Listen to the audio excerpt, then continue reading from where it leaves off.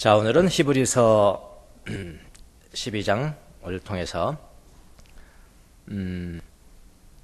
지금 이스라엘 백성들이, 유대인들이 예수님을 믿고 난 다음에 고난을 받으니까 배교의 위기에 있는 사람들이죠. 우리는 이제 예수님 안 믿는다, 돌아간다, 너무 힘들다, 예수님 믿는 게 너무나 힘들다, 돌아가려는 사람. 그러니까 이 사람들에 대해서 왜 어려움을 겪는가, 하나님께서 어려움을 주는 것인가, 이거를 이야기해야 될 필요가 있겠죠. 그게 징계의 문제가 나오는 거죠. 그러니까 사랑과 징계, 하나님의 사랑, 징계는 하나님의 사랑이다. 징계가 양립할 수 없는 것처럼 보이잖아요. 저 예전에 고등학교 다닐 때, 우리 때는 국어 시간을 이제 현대 국어하고 그다음에 고전 시간을 따로, 고전 선생님이 하여튼 됐어요.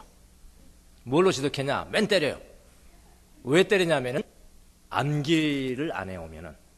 그러니까 그 당시 암기 시조 하나 암기하는 게 아니고요. 막 몇 장 되는 거예요. 요즘 말하면 뭐 시편 막 119편 뭐 이런 식으로 할까? 그걸 다 외워야 되는 거예요. 그거 안 외우면은 맞습니다. 어떻게 맞나요? 빠따로 맞습니다. 이렇게 쓰고 이만한 몽둥이로요. 그러나 그거 몇 개 맞고 나면 여기가 요즘 말도 안 되죠. 요즘 같으면요. 그렇죠? 그렇게 때려요. 그 실제로 다 외워지더라고요. 때리니까요. 그럼 다 때리고 난 다음에 또 뭐라 하는지 아세요? 내가 너희들을 미워서 때리겠냐? 사랑해서 때리는 거야. 그럴 때 진짜 밉더라고요. 사랑해서 때렸다는 거예요. 사랑 징계가 양립할 수가 있는가? 뭐 지금 같으면 난리 나겠죠. 지금은 뭐 매 하나 못 뗍니다. 근데 매 하나 못 떼는 게 성경에는 때리라고 그랬습니다. 사랑하는 부모가 자녀들 초다를 맞이 못하는 사람들은 안 된다는 거예요. 실제로 제가 한번 이야기했죠. 제자 훈련 하는데요. 초등학교 때 이제 4세기 5세기 훈련시키기 위해서 자기의 영적인 아버지가 자녀들을 꼭 이렇게 하지 말라면 꼭 해요. 그럼 어떻게 하는지 아십니까? 진짜 매를 때렸습니다. 어디에서? 교회에서요. 교회. 거기 매 때렸어요. 그거 있는데 굉장히 좋더라고요. 야, 이거 적용할까, 이거? 우리 교회에서 적용할까, 이거? 매는 성경적인 겁니다. 오늘 같으면 난리 나죠? 잣대로 이거 하나도 안 된다며요. 그래서 버릇없는 자녀들이 돼버린 것이 아닌가, 그런 생각이 들어요. 하여튼 사랑하는 게 때리는 거야 말하면 진짜 미웠습니다. 사랑한다고 말이나 말지. 근데 말이죠, 나중에 이제 고3이니까 모의고사도 보고 수능고사, 그 당시는 예비고사라고 그랬어요. 예비고사도 보고, 그 다음에 대학 본고사도 보잖아요. 본고사도 보죠. 본고사를 보면은 진짜 그 문제가 나오는 거예요. 응? 그 매 맞고 막 암기했던 그 문제가 나오는 거야. 그때야 이제 그 문제를 보면서 그때야 이제 깨닫게 되죠. 뭘 깨닫게 되냐면은 사랑과 징계는 양립할 수 있구나. 사랑과 징계는 양립할 수 있구나. 자, 유대인들은 하나님의 사랑과 하나님의 징계가 양립한다는 사실을 망각했다고 진단했습니다. 히브리를 쓴 사람은 유대인이잖아요. 근데 자기 동료 유대인들에게 너희들 왜 그렇게 배교하려고 그러냐 할 때, 너희들 두 번째는 뭐냐면은, 지난 시간에 우리가 이야기했고, 두 번째는 뭐냐면은 하나님의 사랑과 하나님의 징계가 너희들은 양립할 수 있다는 것을 망각했다, 이렇게. 잊어버렸다. 징계를 받으면서 고난을 당할 때는 그 징계 뒤에는 하나님이 계시다는 것을 기억했어야 되는데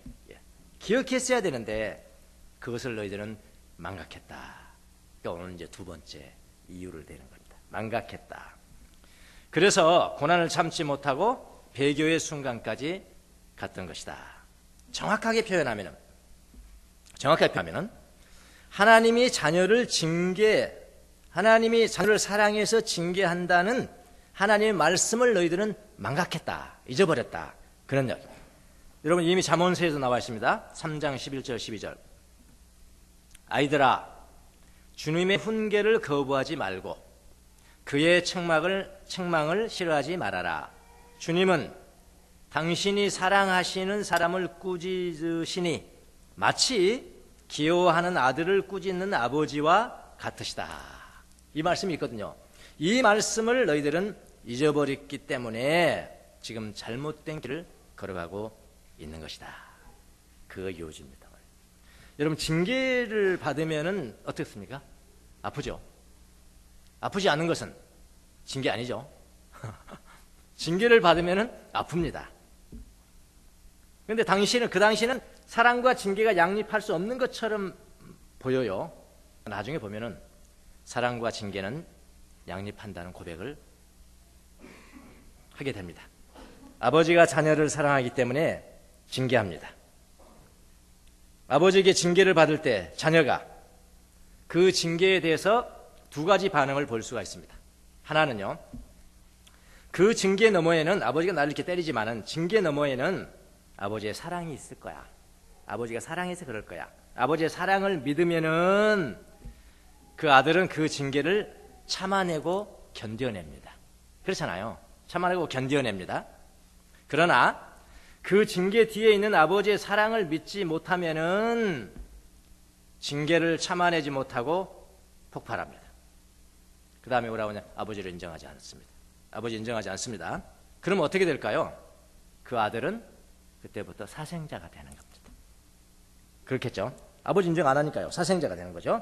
하나님 아버지와 그의 자녀들 간에도 똑같습니다. 이게 똑같습니다. 성경은 이렇게 표현합니다. 8절에 보니까 모든 하나님의 자녀가 받는 징계를 여러분이 받지 않는다고 하면은 여러분은 사생자이지 참 자녀가 아닙니다. 이렇게 성경은 표현합니다. 우리의 삶 가운데 어려움이 있고 징계가 있을 때 그 뒤에 있는 하나님의 사랑을 알고 믿고 그 고난을 참아내면 하나님의 자녀이고 참아내지 못하면은 하나님의 자녀가 아니라고까지 성경은 이야기를 합니다. 자, 하나님의 자녀들에게 징계가 임할 때 여기서 징계라는 것은요, 훈련이라는 뜻입니다. 훈련과 같은 뜻이요. discipline. 네, 같은 어원입니다. 징계, 훈련.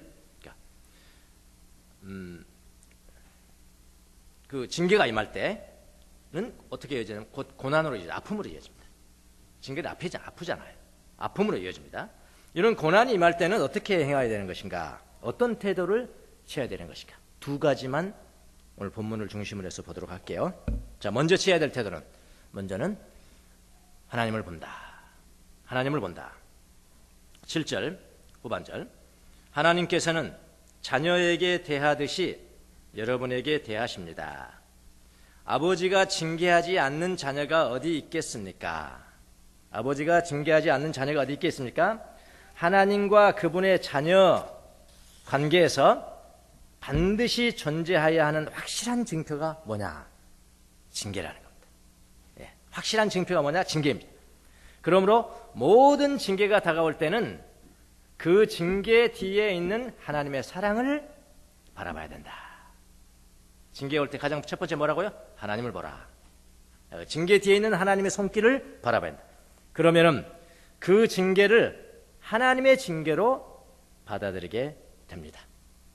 그 징계를 하나님의 사랑으로 받아들이는 사람들은 그 징계로 말미암은 고난을 당할 때요, 고난을 대하는 태도부터 달라요. 태도가 달라집니다. 징계를 받을 때 하나님의 사랑을 믿고 그 징계를 봐요. 하나님의 사랑은 여러분 반드시 달콤함으로 와야 되는 것은 아닙니다. 현대 그리스도인의 약점이 그겁니다. 하나님 나를 사랑하셔? 그럼 좋다. 달콤하다. 그것만 알아요. 근데 하나님의 사랑은 달콤함으로만 오는 건 아니거든요. 쓰라림으로도 하나님의 사랑은 올 수가 있습니다. 아픔으로도 하나님의 사랑은 올 수가 있습니다. 여러분 흔히 말하시잖아요. 좋은 약은 어떻게? 쓰다. 좋은 약은 쓴 겁니다. 좋은 수술은 아픈 거예요.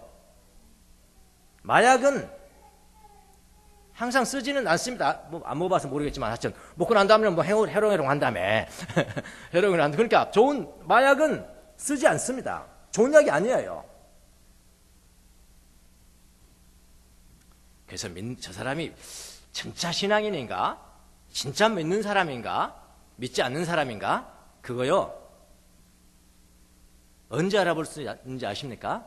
잘 나갈 때 몰라요. 잘 나갈 때 하나님 찬양한다고 누가 알합니까? 그렇잖아요. 막 잘 나가는데 하나님 나 믿어요. 하나님 감사합니다. 하나님 사랑합니다. 그거 누가 못하냐고요. 그거 보면 안 돼요. 언제 볼까요? 고난을 당할 때 보는 거예요. 고난을 당할 때 어떤 행동을 취하는지 그거 보면 저 사람이 신앙이 있는지 없는지 그냥 알게 됐다니까요. 다윗의 예를 한번 볼까요? 다윗 왕의 아들에게 배반을 당해서 왕위에서 쫓겨납니다. 왕위에서 대통령 쫓겨나듯이 이렇게 왕위에서 쫓겨납니다. 고난이죠. 그렇죠? 고난입니다. 징계입니다. 자, 이때 어떻게 행동하는가 보면 안 되니까요. 간단해요. 저기 대통령도 간단해. 이때 어떻게 행동하냐고 그냥 알아. 진짜 믿음 있는 사람인지. 쫓겨납니다. 쫓겨나서 이제 도망가는데 시므이라는 하찮은 사람이 다윗 왕을 향해서 저주하잖아요. 막 죽어라 뭐 저주하고 성경에 나오잖아요. 저주하고 욕하고 그런 저주가 없습니다. 다윗과 함께 도망가는 다윗의 병사가 말합니다. 왕이시여 가서 단칼에 베어버릴까요? 단칼에 베어버릴까요? 그랬는데 다윗의 말을 들어보십시오. 아니다. 그렇게 하지 말라. 하나님이 그를 통해서 지금 내게 말씀하는 것이 아니겠느냐. 그렇게 다윗이 반응합니다. 그리고 그 고통을 다윗은 참아냅니다. 담당하게 참아냅니다. 다윗은 왕위를 빼앗기고 도망가는 고난 가운데서 무엇을 보았을까요? 하나님을 본 겁니다. 그 징계 뒤에 있는 하나님의 사랑을 본 것입니다. 그래서 그는 그 징계를 담담하게 참아내는 거예요. 이게 믿음입니다. 이게 믿음. 박근혜 대통령이 탄핵을 받아서 고난이 정지가 됐습니다. 그 징계 뒤에 있는 하나님을 볼 수 있다면 저는 누누이 이야기하는 겁니다. 그 징계 뒤에 있는 하나님을 볼 수 있다면 그는 성자가 됩니다. 성녀라고 그러나? 여자니까 성녀가 될 거예요. 누누이 말하지만은 지금은 수도원에 들어가야 됩니다. 수도원에 들어가면 성녀가 되는 거예요. 거룩해져가지고 몇 년, 3년 만에 딱 나타나는데 성녀가 돼서 다시 대통령을 볼 때 자기와 같은 점처를 받는 사람들에게 향해서 말할 수 있는 능력이 생긴단 말이에요. 지금 그 하면서 교회 목사님 초대하면 안 돼요. 절대로 안 됩니다. 그거는 지금 그 교회 목사님도 우리가 존경하는 목사님도 아니에요. 큰 교회 목사님이라고 가서 이야기 듣고 그건 안 돼요. 안 되는 겁니다. 절대로 안 변해요. 수도원 들어가야 돼요. 아니면은 정말 수도원에서 하나님의 음성을 듣는 사람을 불러야 됩니다. 목사님 부르면 안 된다고 생각합니다. 목사님 없어요. 그렇지 않고 꼼수를 부리면 지난번에 제가 이야기했잖아요. 꼼수 부리면 지금보다 훨씬 더 가혹한 징계가 주어질 겁니다. 그분이 진정으로 모든 것을 내려놓을 수가 있다면 하나님이 우리나라 백성들에게 많은 교훈들을 하시는 것인데 지금 그런 것들을 백성들이 다 알고 있거든요. 자기 의지대로 안 되는 거예요. 안 되고 이상하게 막 그렇게 막 쏠려 가는 거예요. 많은 것을 교훈하시잖아요. 백성들이 이번을 통해서 많은 걸 배웠잖아요. 뭘 배웠을까요? 백성들이 힘이다. 모든 권력은 국민들로부터 나온다. 그걸 배우잖아요. 평화롭게 시위하는 백성들을 통해서 하나님은 말씀하신다. 그 백성들, 그 교훈을 백성들이 다 하게 됐죠.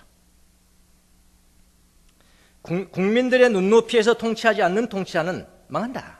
잘 안 된다. 더 이상 있으면 안 된다 이제. 그런 교훈이죠. 또 배운 게 많아요. 대통령 별거 아니구나. 나같이 머리도 올리고 이렇게 타고 하는구나. 다 뼈만하게 배웠잖아. 나 대통령 신 같았잖아. 우리에게. 대통령 똥 싸나? 그렇게 생각했잖아. 별거 아니잖아.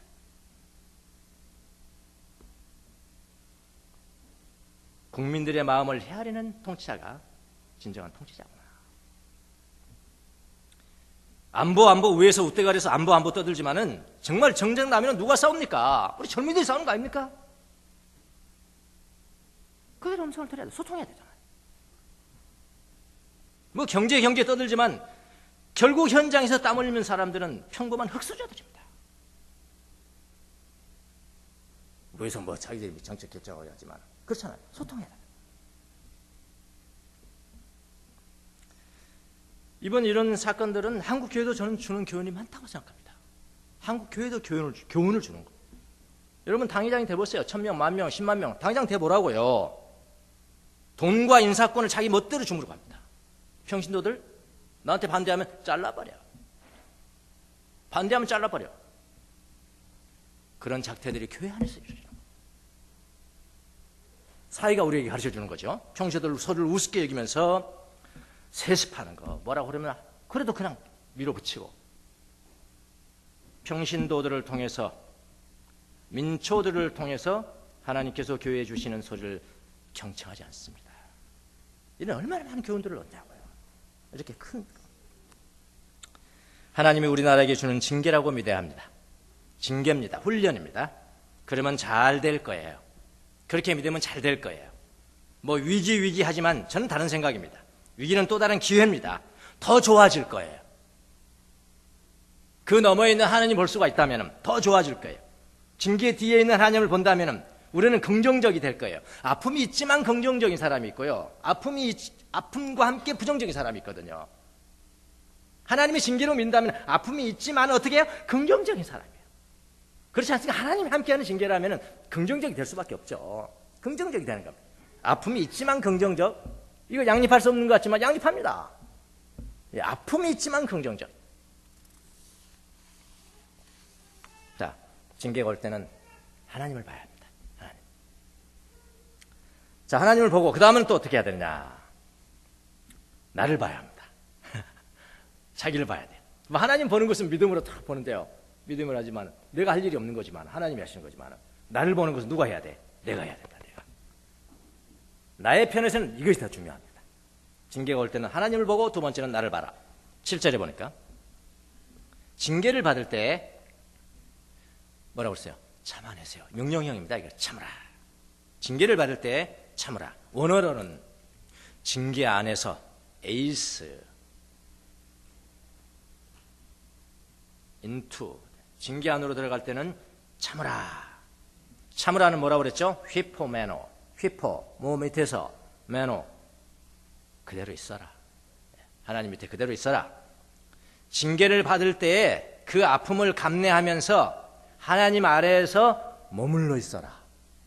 NIV 영어 성경. 고통을 훈련이라고 여기면서 참아라.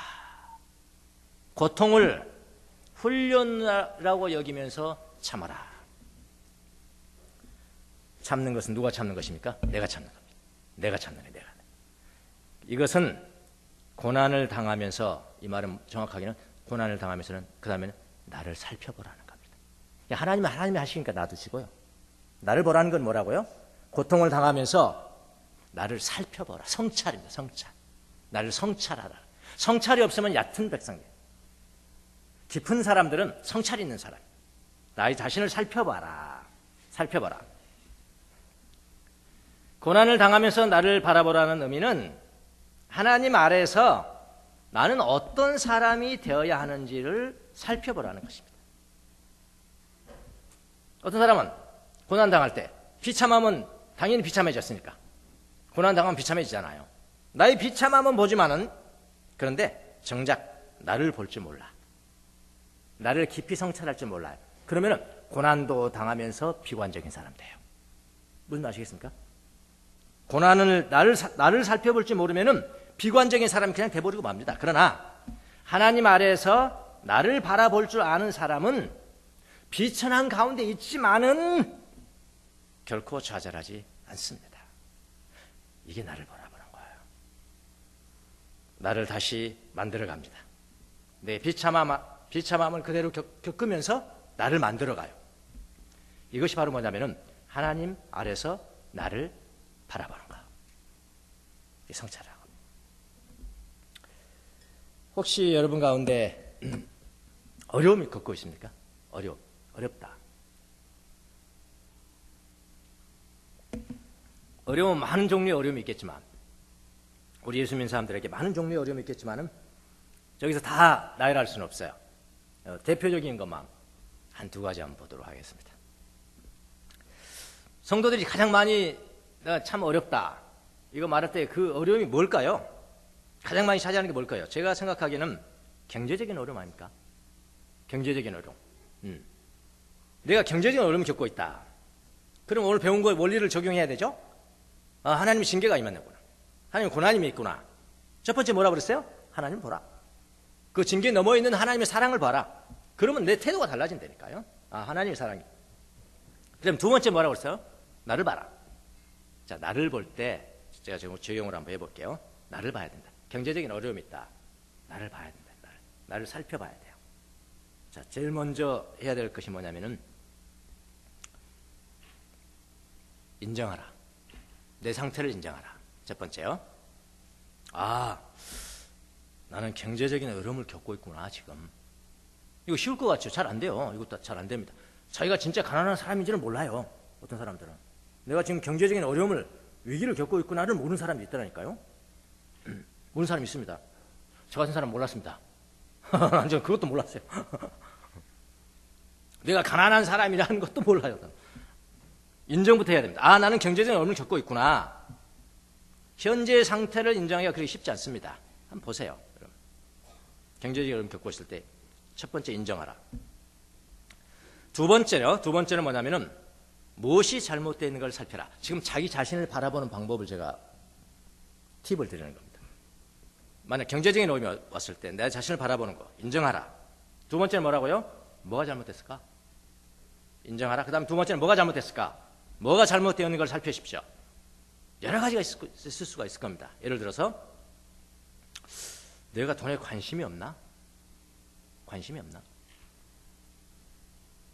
돈에 관심이 없으면 안 되잖아요. 돈이 하나님보다 중요하지 않다? 오케이, 그건 오케이.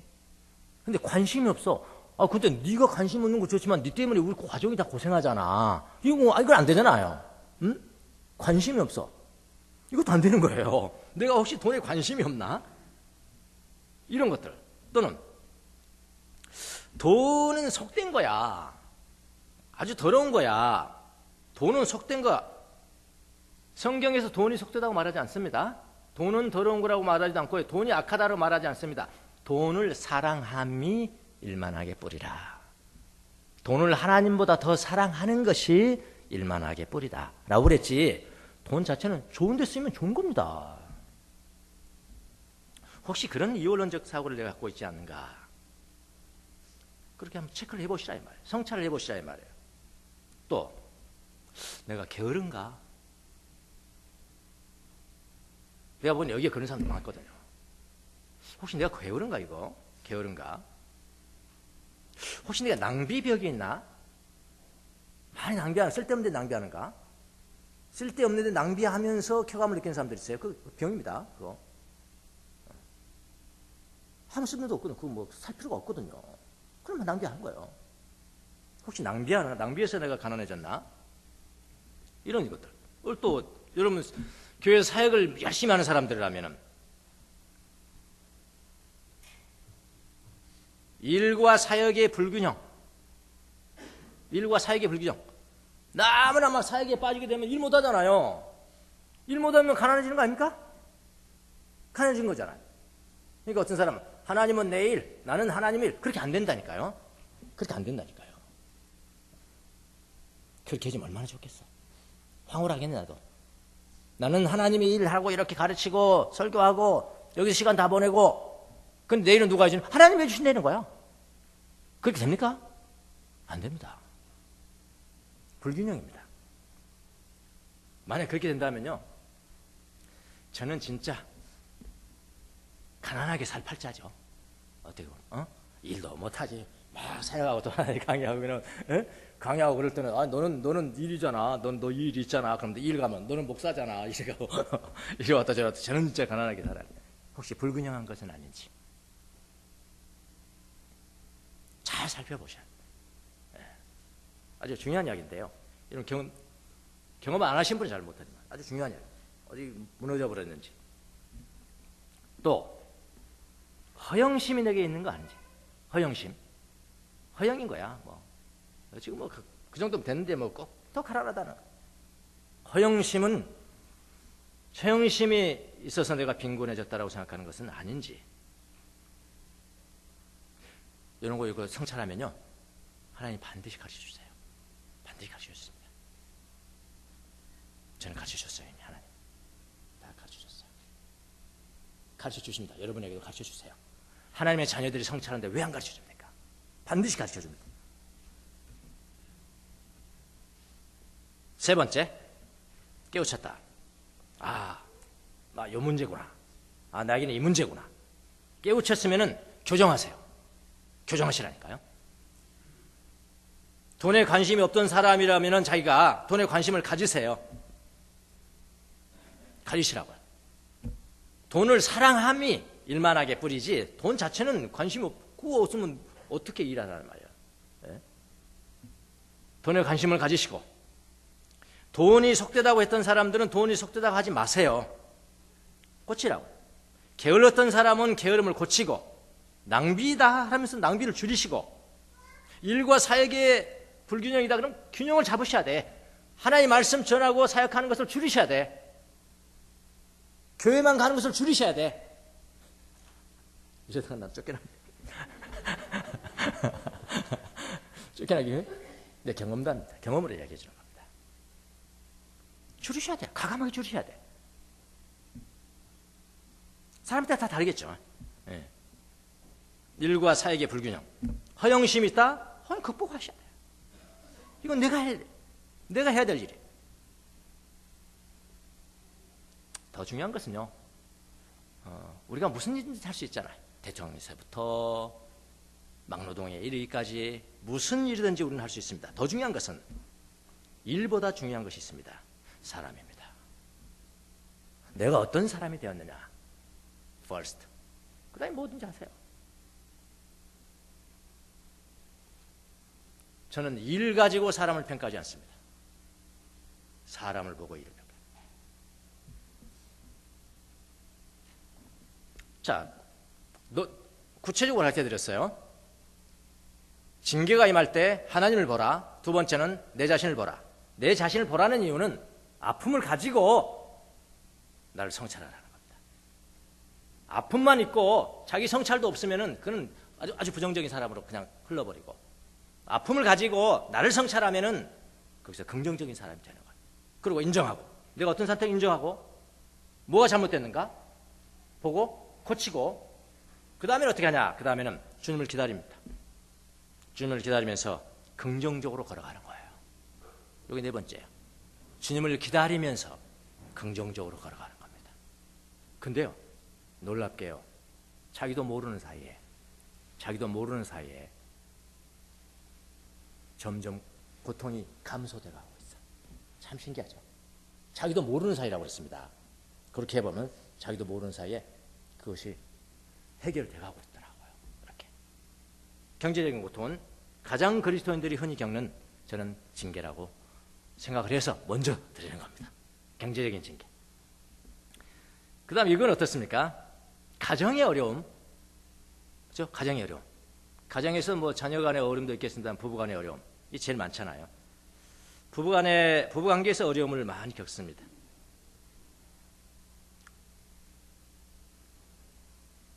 근데 그런 어려움 뒤에는 하나님의 사랑이 있다라고 첫 번째 믿고, 하나님을 보았으면 다음에 누구를 보라고요? 자기 자신을 보라고요. 자기 자신을 봐. 첫 번째는 문제가 있구나. 인정하라. 문제가 있구나. 하나님이 디자인한 것은 이런 건 아닌데, 이 정도 관계는 아닌 것인데, 문제가 있구나. 내가 인정하라. 두 번째, 무엇이 잘못되는가를 살펴라. 자기를 보라보는 거란 말입니다. 무엇이 잘못되는가 살펴라. 가만히 부부관계는요, 가만히 보면 거의 100%가요. 거의 100%라고 할 수 있습니다. 100% 넘어간다면 99% 자존심 싸움이에요. 자존심 싸움. 제가 법조인 40년, 30, 40년 지금 되는데 많은 사람을 만나잖아요. 위기의 가정들 보세요. 한결같이 보면 뭐냐? 자기 잘못은 없어요. 다 저놈 잘못이. 다 저놈 잘못이라. 또 이쪽 말 들으면 자기는 하나도 잘못 없어요. 다 저놈 잘못이라. 이상하죠? 하여튼 부부가 있으면 다 저놈 잘못이고 이쪽에 있으면 다 저놈 잘못이고. 근데 부부관계는 뭐 여러분 그래서 이 자존심 싸움이라고요. 자존심만 조금 내려놓으면 금방 문제가 해결될 사람들이 너무나 많거든요. 서로 우월하다고. 서로 우월하다고 생각하기 때문에 굉장히 어려워집니다. 아주 어려워져요. 자, 이런 문제가 있는 것을 자기들이 봤으면은, 우리 이건 자존심 싸움이구나, 이거. 그러면 세 번째 어떻게 고쳐야 돼요? 그죠? 교정하라. 어떻게 교정할까요? 부부간에 교정하는 거. 팁을 하나 딱 드릴게요. 이거 강력한 팁입니다. 강력한 팁인데요. 여러분 삶 가운데 다 적용 한번 해보세요. 남편을 향해서 저놈 속으로 저놈 잘못인데 하는 순간에 이걸 적용하시라 이 말이에요. 이쪽에 남편도 저놈 잘못인데 할 때 적용하시라 이 말이에요. 그게 뭐냐면요.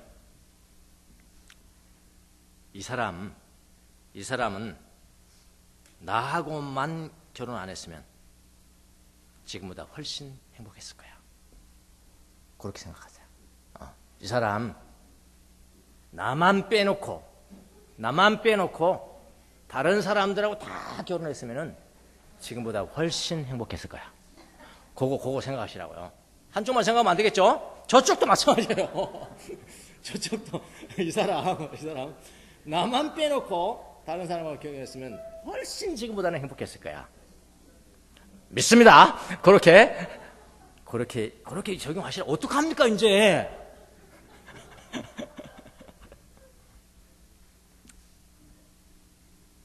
너는 그렇게 하고 있냐고요? 네, 제가 그렇게 하고 있습니다. 제가 그렇게 하고 있습니다. 요거 적용하니까요. 이제 안 가는 건 그냥 물어보세요. 제가 뭐 하는가 그게 없어지더라고. 진짜 신기해요. 한 번 하기 어렵습니다만은 두 번 하면 더 쉬워집니다. 세 번 하면 더더욱 쉬워지고요. 4번, 5번, 10번 하면요 습관됩니다. 저는 그거 항상 생각합니다. 할 일만 하거든 내가. 왜 이렇게? 너하고 결혼 안 했으면 훨씬 행복했을 거야. 그거 하니까요 또 수월해지고 그렇군요. 이렇게 되거든요. 이렇게 교정하세요. 상대방도 마찬가지고요. 자, 그러고 난 다음에는 하나님을 기다리는 겁니다. 네, 고난이 있으면 참으면서 하나님 기다리시라니까. 참 놀랄게요. 어느 순간에요 상대방이요 나를 존경하게 돼요. 참 신기하죠? 이게 하나님의 응답이라고요. 우리는 막 쨍하고 막 빵 느낄 정도로 와야 되고 어떤 뭐 특별한 그냥 사건이 이벤트가 생겨서 와야 되고 그렇게 생각하지만 하나님 응답은 그렇게 올 수 있지만 그렇게 오지 않는 게 훨씬 더 많다고 생각해요. 지나가다 보면은 하나님 기다리면서 걸어가다 보면은 어느 사이에 자기도 모르는 사이에 제가 원했던 것, 하나님이 원했던 것이 이루어져 있어요. 그렇게 하세요. 그렇게 하시면은 잘 될 겁니다. 뭐 2가지만 제가 구체적으로 알려드렸습니다. 시간 관계상. 다른 모든 징계 마찬가지예요. 징계는 아픈 겁니다. 징계는 고난이에요. 고통입니다. 그거 올 때 여러분은 어떻게 해야 됩니까? 하나님을 먼저 보십시오. 그 징계 너머에는 하나님의 사랑이 있다는 것을 항상 보면 그때는 태도가 달라져요. 그 다음에 하나님을 보고 그 다음에 어떻게 하라고요? 내 자신을 보세요. 내 자신을 보면 나는 비참한 사람이에요. 비참해졌어요. 고통 중에 있어요. 고난 중에 있어요. 그러나 더 내 자신을 성찰하세요. 인정하십시오. 나는 비참해졌구나. 뭐가 부족한 사람이구나. 왜 그랬을까? 하나님이 나에게 원래 디자인한 것이 무엇이었을까? 나는 왜 디자인에 비틀어지게 살아가고 있을까? 무엇이 잘못됐을까? 모든 고통은 원인이 있거든요. 무엇이 그렇게 됐을까? 찾아냈으면 교정하세요. 교정하고 그 다음에 기다리세요. 하나님 기다리면서 묵묵하게 걸어가. 이게 바로 고난을 참으면서 하나님 앞에 걸어가는 거다. 이게 하나님이 주시는 징계를 받는 태도입니다. 모두가 그렇게 해서요. 그렇게 하면은 잘 될 겁니다. 또 이렇게 하니까 그렇게 봤는데 여전히 가난한데요. 그거 다 해봤는데 여전히 가난한데요. 그러면은 하나님이 가난하게 살라고 하는 겁니다. 간단한 거 가지고 뭘 그렇게 고민하십니까? 근데 제가 보기에는요, 하나님이 자발적 가난, 너는 자발적 가난, 하나님이 너에게 가난하게 살게 함으로 말미암아 하나님이 영광을 받으시게 돼 있어. 그런 사람은요, 제가 보기에는 좀 드뭅니다. 실제로 모든 거 버리고 수업으로 들어가게 하는 소명이거든요. 소명이거든요. 거룩한 콜링이라고요. 그 받은 사람이 몇 명이나 되겠습니까? 없는 게 아니에요. 지금도요. 100만 명 가운데 하나는 되겠습니까? 하나님 그렇게 하실 수 있어요. 그 영광이고요. 그렇게 하면 가난하게 사는 게 영광이에요. 근데 보면 그게 아니거든요. 제가 보기엔 그게 아니고 거룩한 수도원도 안 들어가고 맨날 집에서 그 다른 거다고요. 그러면 이 자발적 가난이 하나님의 소명이 아니라면 다른 게 있을 거야. 그렇게 하면은 오늘 이 사람 하나님의 징계와 고난을 대하는 태도를 잘 적용하시면요, 하나님 보고 내 자신을 보는 게 대단히 중요하다고 했습니다. 그렇게 하면 여러분이 반드시 여러분도 알지 못하는 사이에 하나님이 디자인하신 그 삶을 살아가리라고 믿습니다. 기도하겠습니다.